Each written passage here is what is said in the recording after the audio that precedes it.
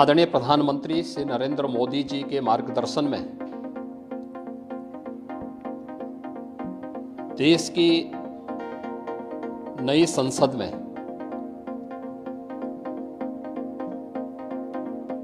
माननीय वित्त मंत्री जी ने देश का आम बजट प्रस्तुत किया है। यह बजट सर्वस्पर्शी, सर्वसमावेशी, विकासोन्मुख 140 करोड़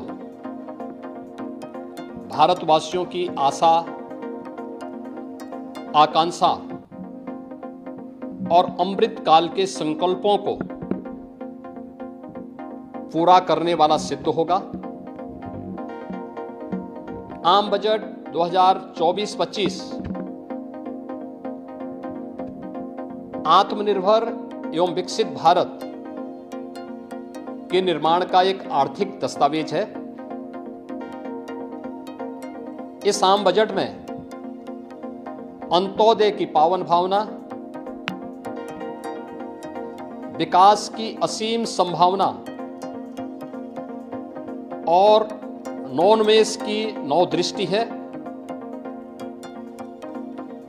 इस आम बजट में अन्नदाता किसानों की समृद्धि के लिए 1,52,000 करोड़ रुपए,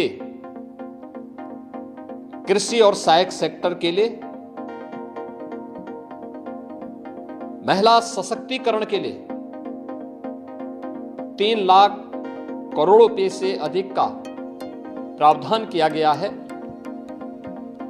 स्वाभाविक रूप से आधी आबादी, देश के सबसे बड़े राज्य उत्तर प्रदेश की आधी आबादी इससे सर्वाधिक लाभान्वित होने वाली है, और खासतौर पर तब जब उत्तर प्रदेश 2020 से ही मिशन शक्ति के कार्यक्रम को प्रभावी ढंग से यहां पर जमीनी धरातल पर उतार रहा है। सर्वाधिक अन्नदाता किसान उत्तर प्रदेश के अंदर निवास कर रहा है। उन अन्नदाता किसानों की समृद्धि में आज संसद में प्रस्तुत आम बजट बड़ी भूमिका का निर्वहन करने वाला है। युवाओं के लिए लाखों नौकरियों के साथ साथ मध्यम वर्गीय परिवार के लिए प्रत्यक्ष कर यानी इनकम टैक्स में जो नए टैक्स स्लैब की घोषणा हुई है, ये सभी अभिनंदनीय है, स्वागत योग्य है। इस पूरे बजट को अगर मैं कह सकता हूं कि यह बजट भारत को $5 ट्रिलियन की इकोनॉमी में बदलने के संकल्प के साथ ही दुनिया के ग्रोथ इंजन के रूप में भारत की भूमिका को और विकसित भारत की संकल्पना को साकार करने का एक आर्थिक दस्तावेज के रूप में यह देश की संसद में प्रस्तुत किया गया है। इस 140 करोड़ जनता जनार्दन के लिए समर्पित, उनकी आशा, उनकी आकांक्षा और अमृत काल के संकल्पों को पूरा करने वाले इस बजट के लिए मैं आदरणीय प्रधानमंत्री जी के प्रति आभार व्यक्त करता हूं। माननीय केंद्रीय वित्त मंत्री माननीय श्रीमती निर्मला सीतारमण जी को और उनकी पूरी टीम का मैं अभिनंदन करता हूं।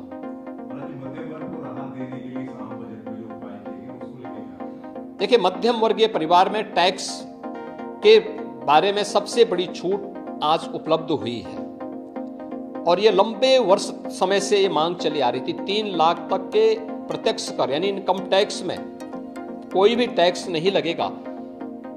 इसके साथ साथ अन्य जो स्लैब भी दिए गए हैं वे काफी राहत भरे हैं।